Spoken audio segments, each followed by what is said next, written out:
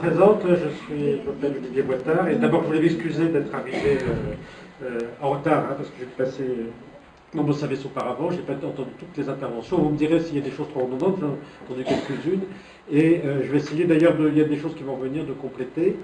J'ai un avantage ou un inconvénient, ou vous de choisir par rapport à mon jeune collègue et d'autres qui sont là, c'est que moi je l'ai connu, la loi 1838, je l'ai appliquée, hein, puisque pendant une dizaine d'années, j'étais au contact de cette loi pour traiter un certain nombre de patients, hein, dans ce cadre de cette loi.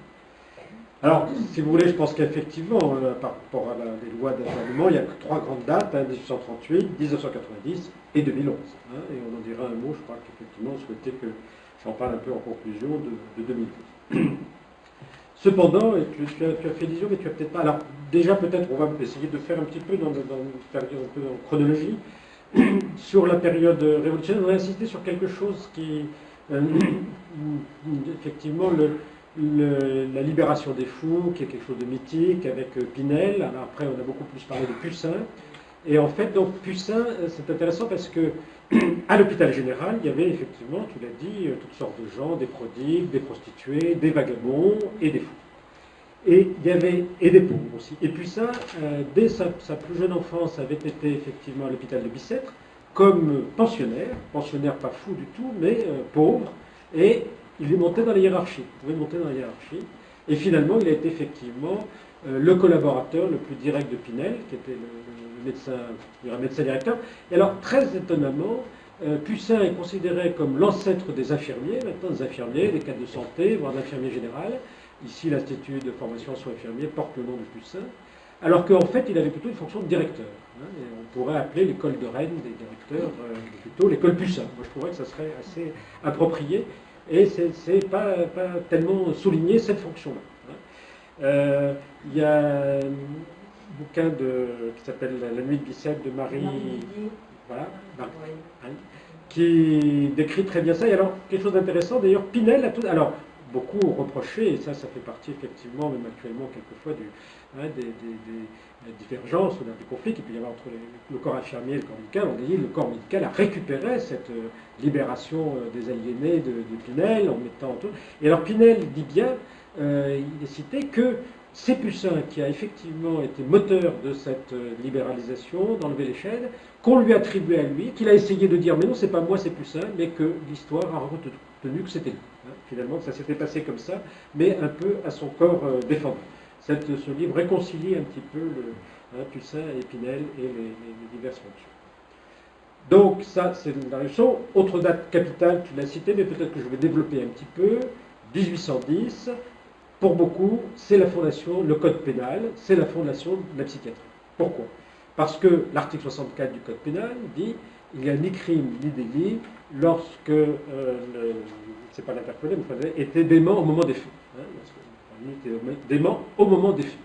Qui va dire qu'on était dément au moment des faits? C'est d'ailleurs déjà assez difficile, un dément devant soi, l'examen fait, mais dément au moment des faits. Là, il va falloir qu'il y ait une catégorie de spécialistes, médecins, c'était des médecins, des aliénistes, hein, c'est la fondation des aliénistes. L'aliéniste va dire, devant les tribunaux, effectivement, cette personne n'est pas responsable, ne doit pas être punie, et elle doit être soignée parce qu'elle était démente au moment des faits. Soigner, d'ailleurs, c'est pas obligatoire. En tout cas, il y a effectivement à l'époque un non-lieu, hein, ce qui ne veut pas dire non-lieu de l'acte, hein, mais il n'y a pas lieu de poursuite. Donc cette date est souvent retenue dans notre profession comme fondamentale. Hein. Et puis, il fallait bien en faire quelque chose hein, de tous ces patients. Il y avait effectivement des établissements déjà, mais très mélangés. Et donc, je pense que c'est 28 ans après, hein, en 1838, sous Louis-Philippe, la conséquence un peu hein, de cet article 110, et puis le fait qu'il fallait, avec le développement de la maladie, d'abord, effectivement, ne plus séparer, bien distinguer les malades mentaux des autres malades ou des vagabonds, etc. Et donc, la création, 1838, c'est, avec la loi de protection, c'est aussi la création d'un asile, on peut décider d'un asile par département, ou bien d'ailleurs, quand on n'arrivait pas à le faire, alors effectivement, public ou privé, religieux ou laïque, quand on ne pouvait pas le faire dans chaque département, il y avait des conventions entre départements, et c'est le cas de Clermont-de-Loise, qui s'occupait du département de l'Oise, mais aussi de toute la Seine-et-Oise. C'est-à-dire que ça allait très loin. Alors je ne sais pas si c'est dès 1838 qu'on s'occupait de toute la Seine-et-Oise, c'est M. Bélanger sera avec moi, mais il me semble. C'est-à-dire que vous aviez des gens, avant même, des gens qui, avant même la loi, qui venaient des temples, par exemple. Vous vous rendez compte de la longueur des trajets pour les familles. C'était des gens qui étaient presque, qui risquaient d'être vraiment abandonnés. Il en reste d'ailleurs un reliquat, puisque nous recevons encore deux secteurs des Hauts-de-Seine, qui étaient l'ancienne Seine-et-Oise à Clermont. Alors, la loi de 1838, alors un aspect bâtisseur, et puis l'aspect effectivement juridique, et alors avec à la fois, je pense que l'esprit de cette loi de 38, c'est de protéger la société des malades, en les enfermant, effectivement, mais c'est protéger les malades de la société.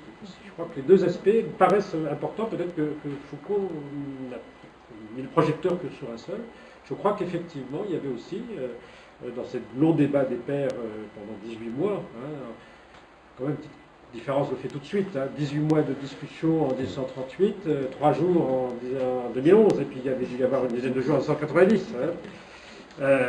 Voilà, une discussion extrêmement riche qui a été publiée entre les pères, et je crois que, suivant les pères, effectivement, certains axaient plus sur la sécurité de la société, la protection de la société, et d'autres sur, effectivement, le soin des patients. Alors, cette loi Pronovost, donc effectivement que j'ai connue, prévoyait deux placements. Après, c'était le placement volontaire et le placement d'office. Le placement volontaire, dans la fin du XXe siècle, on critiquait. Volontaire, il n'était pas du tout volontaire. Il était interdit de force. Si, c'était la volonté de la famille. C'est-à-dire que, on estimait, c'est la famille, et vous avez bien donné des exemples, des pères, voire des femmes, effectivement, qui volontairement demandaient l'internement de mari. Donc il fallait effectivement la volonté de la famille, enfin d'une personne de la famille, et puis aussi d'un médecin. Ça ne suffisait pas, donc il fallait un médecin et la volonté de la famille, et puis il y avait des certificats qu'il fallait faire régulièrement. Cette volonté de la famille avait une conséquence très importante, c'est eux qui payaient.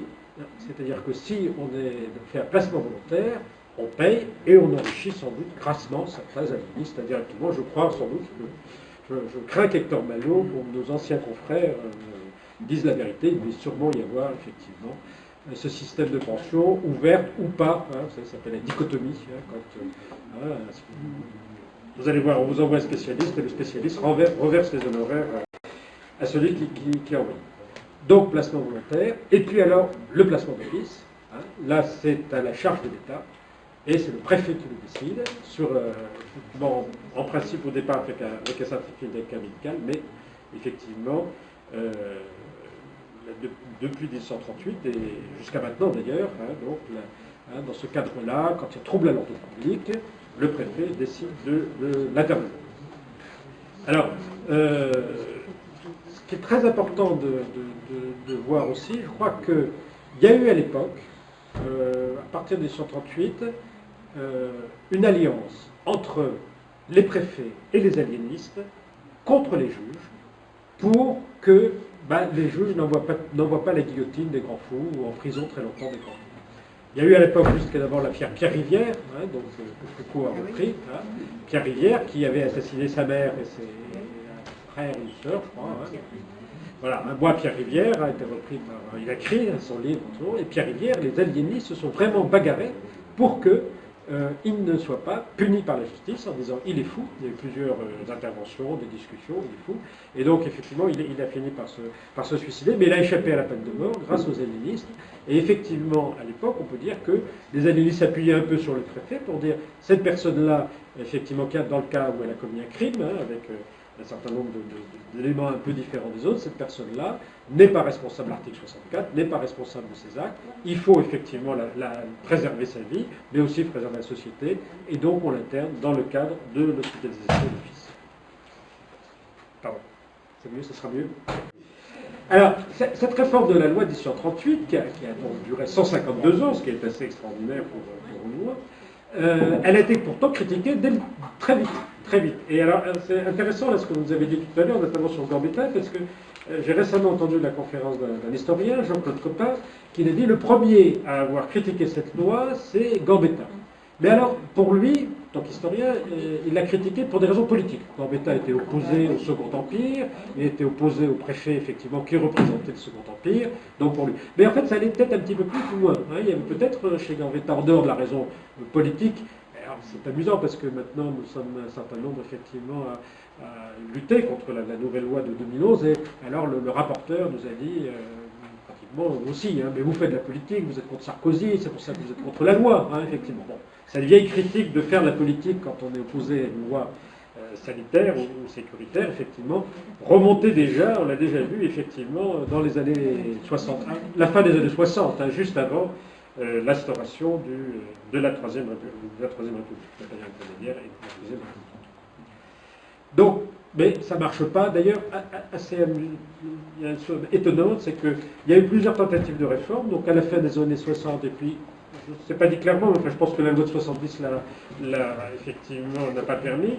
Il y a eu une tentative de réforme en 1914, début 14, on a eu d'autres choses à faire après 1914, et il y en a eu en 1939. Donc, j'espère que en 2011, ça ne présage rien d'une guerre. Voilà. Voilà. Donc, effectivement, il y a eu un certain nombre de circonstances historiques qui font que la loi n'a pas pu aller plus loin. Alors, oui, l'historien nous avait indiqué que de 1880 à 1939, 15 tentatives de réforme de la loi. Et généralement, les principales critiques, c'était qu'il fallait mieux respecter la liberté des patients, qu'il y avait trop de pouvoir au préfet. Et alors après 1945, il y en a une société qui produit une revue qui s'appelle l'Évolution psychiatrique, hein, avec notamment Henriet, elle aussi proposé, fait partie de commission. Mais finalement, bon, ça n'a pas abouti, ou ça a abouti beaucoup plus tard, en 1990. Donc, nouvelle loi, 152 ans après. En fait, cette nouvelle loi, à quelques nuances près, c'était surtout avec valeur sémantique, c'est-à-dire qu'il fallait changer les termes qui n'étaient plus du tout adaptés, qui choquaient. Mais au fond, l'esprit de cette nouvelle loi a très peu changé. Enfin, je ne sais pas si mes collègues là sont d'accord, mais par rapport à 1838. Alors, entre-temps, il y avait eu quand même, depuis 1945, une grande évolution, c'est-à-dire, vous avez parlé du placement volontaire et du placement d'office, il y avait eu de plus en plus de gens qui rentraient librement, hein, c'est-à-dire qui pouvaient venir à l'asile, effectivement, avec la sécurité sociale, en plus à partir de 1945, ils étaient remboursés, hein, les autres aussi, mais donc ils étaient remboursés de leurs frais par l'assurance maladie, et progressivement, dans tous les asiles, cette forme de spécialisation, qu'on appelait placement libre, qui est un peu bizarre effectivement. Alors moi j'ai connu le PL, le PV, le PO. Est-ce qu'il est en PL, hein, on arrivait, il est en PV ou en PO. Donc ce système d'abord, alors deux termes, hein, d'abord volontaire critiqué, parce que les gens ne se souvenaient plus que c'était la famille, placement volontaire, c'était encore souvent la famille, mais ça pouvait être quelqu'un d'autre. Et puis placement, hein, ce mot de placement n'aime pas, ça faisait trop hospice ou voire maison de retraite, donc on l'a remplacé effectivement par l'hospitalisation libre, hein, qui doit être le plus courant, et à ce moment-là, on est dans le cadre de l'hospitalisation comme un hôpital général, on peut sortir contre avis médical, voilà, dans le même terme, on doit signer quand on rentre. L'hospitalisation sur demande d'un tiers, l'HDT, hein, donc alors il y a toute une série de tiers qui sont définis, et puis l'hospitalisation d'office, toujours suivant le même système, avec effectivement le maire qui effectivement, dans les premières 24 heures ou dans la mesure d'urgence, mais toujours le préfet qui confirme, soit le maire, soit qui prend directement, avec un avis médical. Alors, ce qui est intéressant aussi de noter, oui, c'est que je crois qu'a été supprimé aussi à ce moment-là, parce que moi, quand j'ai connu les placements volontaires, quelquefois, à l'époque déjà, les assistantes sociales, qui n'étaient pas tout à fait dans le cadre de la loi, qui s'intéressaient, pouvaient signer. Et puis on leur a fait un peu peur quelquefois en disant, attendez, si vous signez et que le patient n'a pas de ressources, c'est vous qui allez être responsable financièrement. Donc, ça les faisait un peu rechigner. Donc, une petite bizarrerie aussi que j'ai connue, c'était pas tellement dans la loi, mais on faisait ça, c'était amusant, on appelait ça l'autoplacement. Un malade arrivait, on ne trouvait pas, on disait, tiens, vous allez signer votre autoplacement volontaire. Vous êtes comme, ce qui était un peu bête, parce qu'en principe, celui qui signe, il peut lever, mais une fois qu'il avait signé son autoplacement volontaire, il était un peu comme s'il était en placement volontaire de sa famille. Mais sauf que c'est lui qui avait signé. C'était un truc un peu illégal, mais qui se faisait de temps en temps, effectivement, qui n'existe plus, cet autoplacement. Il y a des patients qui nous le demandent. Il y a des patients qui peuvent le demander, effectivement. Hein, c'est comme le livre, c'est un placement libre. Mais non, parce qu'il ne peut pas sortir de lui-même. Il ne peut pas signer. L'autoplacement, c'était fait pour que, voilà, c'était la différence, l'autoplacement. Voilà, c'est ça. Hein, voilà, exactement. Alors, un petit mot. Alors, alors, un autre changement par rapport entre 1990 et 2011, qui n'est pas dans la loi qui est de règlement, mais qui est général, c'est l'introduction du juge des libertés. Alors, l'introduction du juge des libertés a été faite vraiment pour le pénal, pas pour les mandamentaux, c'est-à-dire que lors d'une instruction, si le juge d'instruction autrefois décidait de placer quelqu'un en détention, à l'époque d'ailleurs ça s'appelait provisoire, enfin préventive, pardon, maintenant ça s'appelle provisoire, pas de cette détention, c'était lui-même qui pouvait le faire. Après il pouvait y avoir des appels, hein, mais le juge pouvait. La loi, je n'ai pas les dates exactes, hein, mais il y a une dizaine d'années à peu près, a décidé que si le juge d'instruction souhaitait mettre quelqu'un en détention provisoire, il fallait qu'il ait l'avis, alors il y a plusieurs types de réformes, enfin la loi actuelle, qu'il ait l'avis d'un collègue, qui est d'ailleurs, qui s'appelle le juge des libertés, qui est le juge des libertés et de la détention, JLD, qui est une fonction qui est souvent occupée par, quelquefois par même le président du tribunal ou vice-président du tribunal, une fonction assez lourde, parce que JLD, les magistrats ont dit, c'est jamais là pour dîner, parce que c'est jusqu'à 3h du matin, qui reçoit quelquefois les gens, mais ça a été fait pour ça, c'était pour que, si vous voulez, le juge de liberté confirme la demande du juge d'instruction, en disant oui, ok, il faut le mettre en détention, et le code pénal d'ailleurs est assez ouvert là-dessus, où dit il n'y a pas de raison de le mettre en détention, il y a des raisons de poursuite, mais il a des garanties, il n'y a pas trop de grave de l'ordre public, etc. Donc on le laisse en liberté et puis il sera convoqué par la suite. Ça a été fait pour ça, mais assez rapidement on a décidé d'étendre ce pouvoir de juge de liberté de détention, le JLD, aussi pour tous ceux qui étaient effectivement dont on privait de liberté. Et donc notamment des malades mentaux. Ce qui était un progrès relativement important, puisque jusqu'à présent, il y avait un contrôle de la justice depuis la loi de 1838 sur les hôpitaux, mais ce contrôle de la justice était fait généralement par le procureur, qui devait visiter au moins 2 fois par an, je crois, les hôpitaux psychiatriques et pouvait recevoir les patients à cette occasion. Ce qui se fait d'ailleurs toujours dans certains établissements. Le procureur vient toujours visiter chez nous, ne le fait pas trop. Voilà, donc les patients pouvaient s'adresser à lui. Les patients pouvaient écrire au président du tribunal aussi pour se plaindre et puis faire aussi des recours au tribunal administratif. Mais c'était assez. Dès que là, actuellement, le juge de liberté, c'est vraiment sa fonction de remettre quelqu'un et tout patient qui est actuellement dans la loi actuelle, qui est juste en train d'évoluer en HDT ou en HO, peut écrire en liberté. On le rappelle fréquemment, mais je rappelle quand les patients sont là, je leur dis, mais nous sommes contrôlés, c'est normal, par le juge de liberté, à qui vous pouvez écrire, et qui dans la loi se fait d'ailleurs plutôt sérieusement son travail, en demandant d'abord des certificats, mais même en envoyant les gens, et dans certains cas, rares, mais enfin ça peut arriver, même en allant contre l'avis du préfet. C'est déjà arrivé contre l'avis du préfet, mais avec l'avis, généralement avec l'avis avec l'accord du psychiatre. Voilà, donc ce jeu a été introduit. Et puis, donc, on en arrive à la loi de la nouvelle réforme. Alors, avec un élément qui est important quand même au niveau comparaison, c'est qu'il y a vraiment des grandes différences entre une loi en 1838 et une loi en 2011. En 1838, la loi, c'est l'expression souveraine du peuple. Bon, c'était une monarchie, on peut dire soit constitutionnelle, soit parlementaire. Mais enfin, la loi avait une très très grande autorité. La loi votée par le Parlement. En 2011, c'est relativement différent. En 2011, une loi votée par le Parlement, d'abord elle sera définitivement adoptée que si elle est approuvée, approuvée par le Conseil constitutionnel, si elle est transmise par les députés et les sénateurs. Et ensuite, elle peut même être contestée en dehors de la Constitution, il y a aussi des règles européennes qui sont au-dessus de la loi.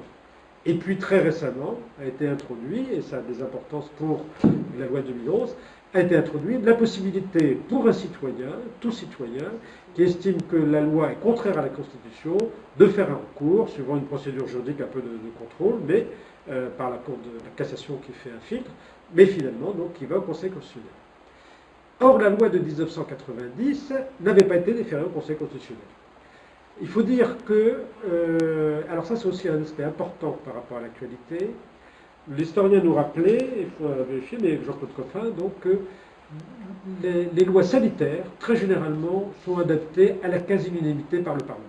Quand on fait des lois sanitaires, la loi de 38 aussi, je crois que c'est largement adopté, il y a des discussions, mais finalement, la loi de 1990 aussi, je crois qu'il y a eu très peu de votes contre. Comme il y a très peu de votes contre, à l'époque, hein, effectivement, il faut toujours d'ailleurs, un certain nombre de députés sénateurs, je crois 60 députés sénateurs, pour transmettre au Conseil constitutionnel. Ils n'ont pas transmis, donc cette loi devait s'appliquer jusqu'il y a 2 ans, sans problème. Et puis, il y a un an et demi, 2 ans, une dame qui était hospitalisée sur demande d'un tiers, c'est d'ailleurs assez intéressant, a demandé, a dit, cette loi de privation de liberté, sans qu'un juge intervienne systématiquement, qui peut intervenir mutuellement, sans qu'un juge intervienne systématiquement, est contraire, à mon avis, à la Constitution, et d'ailleurs à beaucoup de règles européennes. La France est le seul pays européen, pratiquement, à avoir un internement administratif. Tous les autres pays, c'est des internements qui passent par, selon des personnalités, par des juges. Donc, elle pose ce qu'on appelle maintenant une question prioritaire de constitutionnalité, qui passe les différents fils, la Cour de cassation. Et au mois de janvier, je crois que c'est une globale, le Conseil constitutionnel dit cette personne a raison. La loi de 1990 n'est pas constitutionnelle. Et notamment, il faut introduire une disposition, alors il est très précis, la disposition, dans les 15 jours, pourquoi 15 jours, c'est lui qui décide, dans les 15 jours, si la personne est toujours internée, le juge de liberté doit être saisi. C'est tout ce qu'il dit. Et vous avez, comme il a fait pour d'autres, pour la garde à vue, vous avez jusqu'au mois de juillet, plus tard 31 juillet 2011, pour transformer, et vous savez, conceptionnel, c'est une décision, on doit s'y tenir, les parlementaires doivent s'y tenir, l'État doit s'y tenir dans un état de droit. Alors cette décision, ce qui est intéressant, c'est qu'elle est venue au moment même où, depuis 2-3 ans, pour des raisons très sécuritaires, après, alors souvent, généralement, après des faits dramatiques, des faits divers dramatiques, notamment à Grenoble, où un patient qui était sorti de l'hôpital jusqu'à temps avait poignardé quelqu'un. Après l'affaire, auparavant, il y avait l'affaire de Pau, où un patient aussi avait assassiné deux personnels soignants.